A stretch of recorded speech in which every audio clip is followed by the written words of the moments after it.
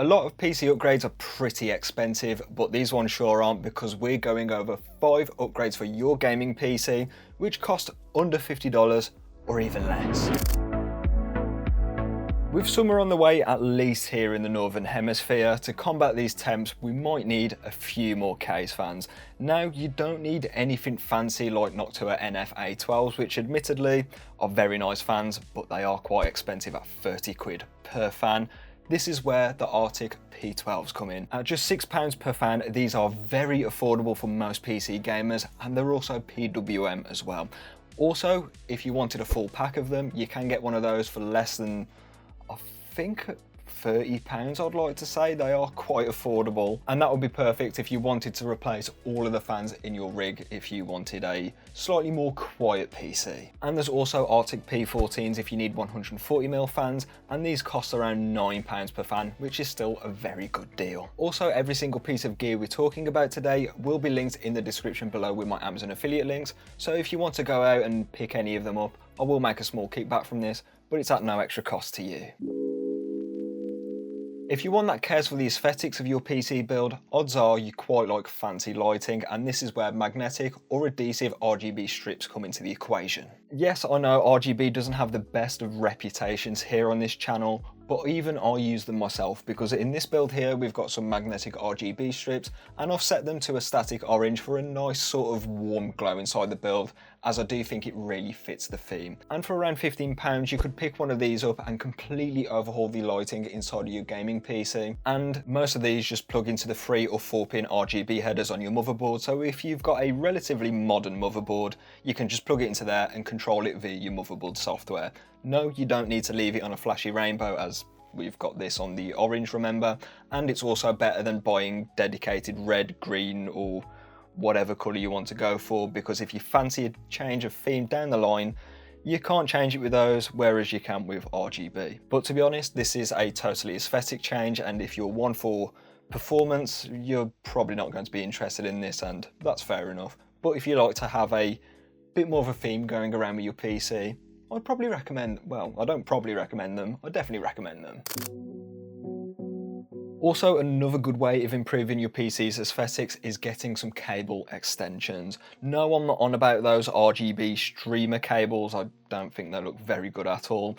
Anyways, I'm on about the braided ones, and you don't need to worry about compatibility at all with these, because they plug into your existing power supply cables. And in fact, if you've got a cable run which is a bit tight with a regular power supply cable, this can actually help out with that, but it does also make cable management quite a bit harder. And if you're rocking a power supply with ketchup and mustard cables, you should probably upgrade that. But if you don't have the money for that, the cable extensions can totally get rid of that horrible looking cables.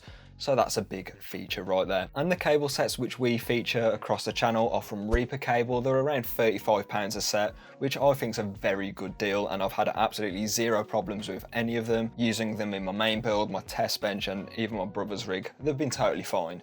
Yet again, this is a totally aesthetic change. You won't gain any performance from this, but if you like the way your PC looks, this is a solid and pretty affordable upgrade. But it's time to improve both performance and aesthetics with a tower cooler. If you're still rocking the AMD or Intel stock cooler, it might be time to upgrade this, especially with summer on the horizon.